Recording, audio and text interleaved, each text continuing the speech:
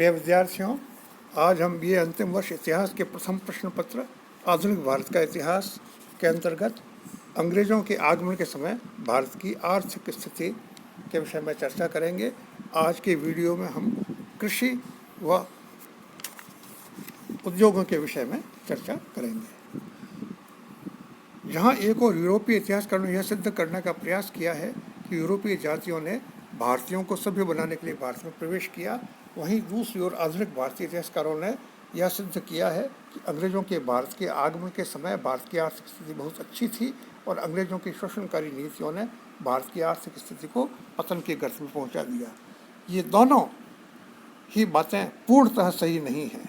अंग्रेजों के आगमन के समय अर्थात 17वीं 18वीं शताब्दी में भारत की आर्थिक स्थिति की चर्चा करते समय निम्नलिखित तथ्य ध्यान में रखे जाने चाहिए। पहला, विगत 9 शताब्दियों से मुस्लिम आक्रांताओं द्वारा लगातार किए जा रहे आक्रमणों के कारण भारत की आर्थिक स्थिति अत्यंत खराब हो चुकी थी। मोहम्मद बिन कासिम से लेकर महमूद गजनवी, मोहम्मद गौरी, चंगेज खां, तैमूर लंग, नादिर शाह, अहमद शाह अब्दाली आदि आक्रांताओं द्वारा उत्तरी एवं पश्चिमी भारत में भयानक लूटमार मचाने, कत्लेआम करने तथा कामगारों को पकड़कर अपने देशों में ले जाने के कारण भारत के उद्योग धंधों को गहरे आघात पहुँचे थे। दूसरा, दिल्ली सल्तनत तथा मुगलिया राज्य के अधिकांश मुस्लिम शासकों द्वारा हिंदू किसानों, हिंदू व्यापारियों एवं हिंदू तीर्थयात्रियों पर अधिक से अधिक कर लगाए जाने तथा मुस्लिम व्यापारियों एवं किसानों को विभिन्न प्रकार की कर छूट दिए जाने के कारण बहुत संख्यक हिंदुओं की आर्थिक स्थिति बहुत खराब थी। तीसरा, बाबर से लेकर अकबर तक के लगभग 80 साल के शासनकाल में तथा औरंगजेब के 50 साल के शासनकाल में अनवरत युद्ध चलते रहे। इन युद्धों के चलते देश में समृद्धि नहीं बची रह सकती थी।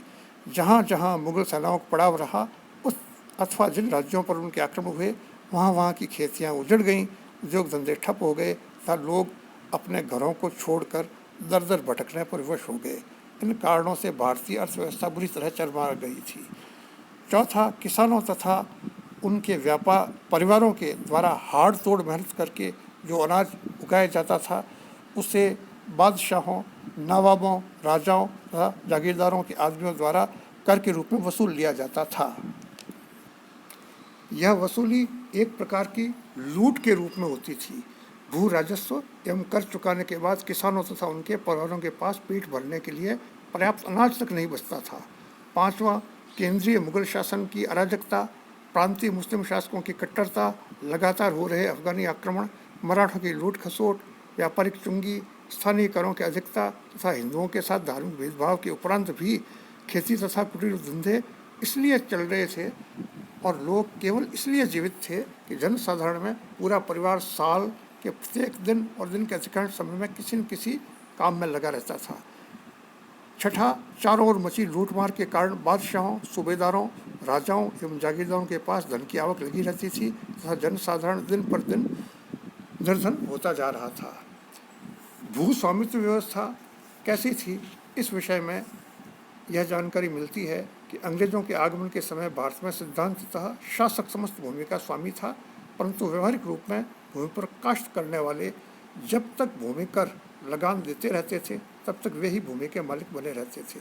सामान्य रूप से किसान न तो भूमि को बेच सकते थे न उससे अलग हो सकते थे। डॉक्टर नोमान अहमद सिद्दीकी का मत है कि किसानों को जमीन बेचने और बंधक रखने जैसे अधिकार नहीं थे। फिर भी किसानों का एक वर्ग जिसे मौरूसी कहा जाता था इस प्रकार के अधिकारों का दावा करता था, जिन्हें दखलदारी का अधिकार ऑक्यूपेंसी राइट्स कहा जा सकता है। सामान्यतः किसानों को बेदखल नहीं किया जाता था और उनके वंशजों का उनके खेतों पर उत्तराधिकार होता था।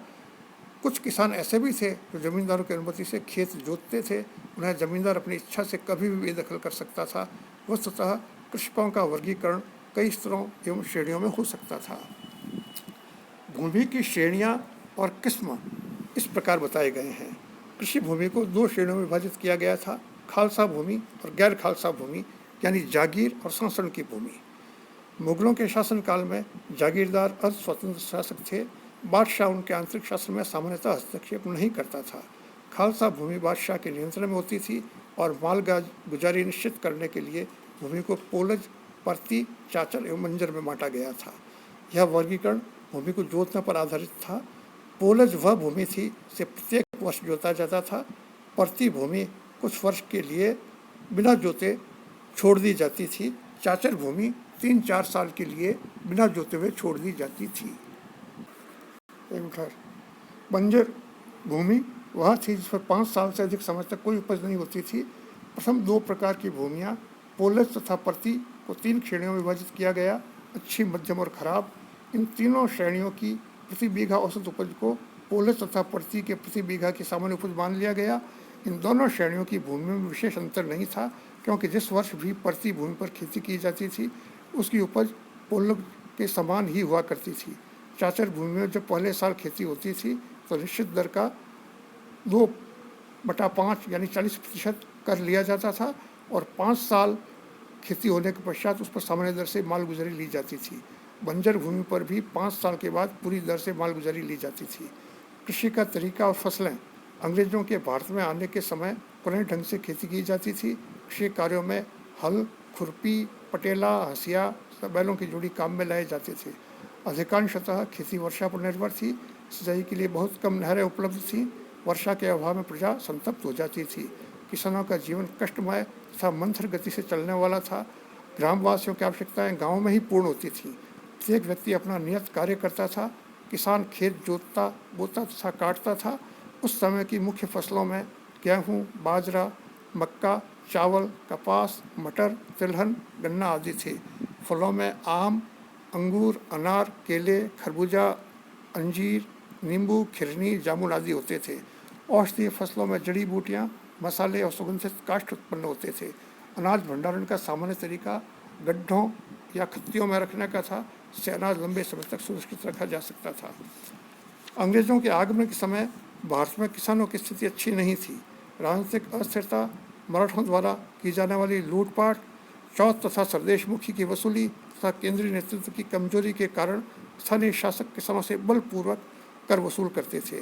जिन क्षेत्रों पर मराठों के आक्रमण अधिक होते थे वहाँ किसानों की स्थिति अधिक खराब थी। जब किसान स्थानीय शासक को कर चुका देते थे तो मराठे चौथ वसूली के लिए आ धमकते थे। यदि मराठे पहले लूट लेते थे तो बाद में स्थानिक शासक कर वसूली करता था। इस कारण बहुत से स्थानों पर खेती उजड़ गई थी। 18वीं शताब्दी में किसान का जीवन दरिद्र, घिनौना, दयनीय तथा अनिश्चित था।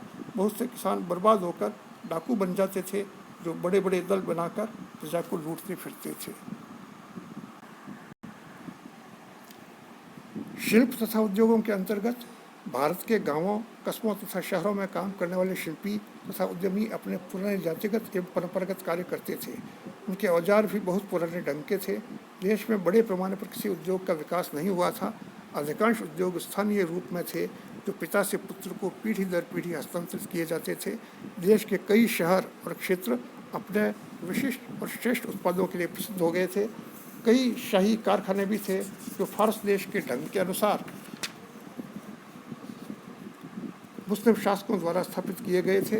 इन कारखानों में शाही तथा दरबारी लोगों की आवश्यकता की चीज़ें बनाई जाती थी। इनमें सुनार, केमखाब या रेशम तैयार करने वाले, कसीदाकारी करने वाले, चित्रकार, दर्जी, मलमल तथा पगड़ी बनाने वाले इत्यादि अनेक प्रकार के कारीगर होते थे, जो साथ मिलकर अथवा अलग अलग काम करते थे। प्रांतों में भी स्थानीय मांग के अनुसार विभिन्न प्रकार की वस्तुएं बनाने के कारखाने थे। इनमें बनने वाली वस्तुएं उच्च अधिकारियों को भेंट की जाती थी। भारत में अंग्रेजों के आगमन के समय व्यापार एवं वाणिज्य के विषय में बहुत ही कम जानकारी मिलती है। उपलब्ध स्रोतों के अनुसार अंग्रेजों के आगमन के समय भारत का आंतरिक व बाह्य दोनों प्रकार का व्यापार उन्नति पर था। देश की आवश्यकताओं को पूरा करने के पश्चात जो सामग्री शेष बचती उसका निर्यात किया जाता था। यातायात एवं परिवहन की समस्या व्यापारियों तथा सामान ले जाने वाले साधनों के द्वारा पूर्ण हो जाती थी। देश में व्यापार के लिए अनेक मार्ग थे जो स्थानीय शासक द्वारा कर लेकर सुरक्षित रखे जाते थे। प्रिय विद्यार्थियों, व्यापार के विषय में हम अगले वीडियो में विस्तृत चर्चा करेंगे। आज की वीडियो में इतना ही। धन्यवाद।